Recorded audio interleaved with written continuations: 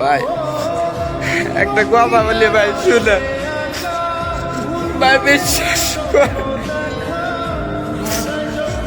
আমার গত 3 দিন আগে শরীরের মধ্যে জ্বর আইছে।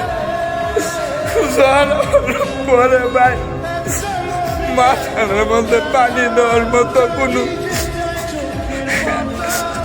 একটা লোকও নাই ভাই। মাথা যে পানি দেব এরকম ভাই পানিও নাই করে।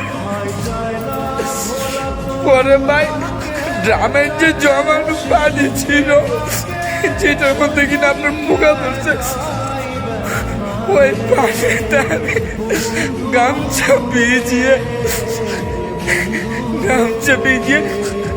মাথাটা পরিষ্কার করছি ভাই। আজকে 5 দিন পর আলহামদুলিল্লাহ আমি ডিউটিতে আছি ভাই। যারা দেশে আছেন দয়া করে আপনারা আমার জন্য একটু দোয়া করেন ভাই। আল্লাহ যেন আমার শরীরটা সুস্থ করে দেয় ভাই।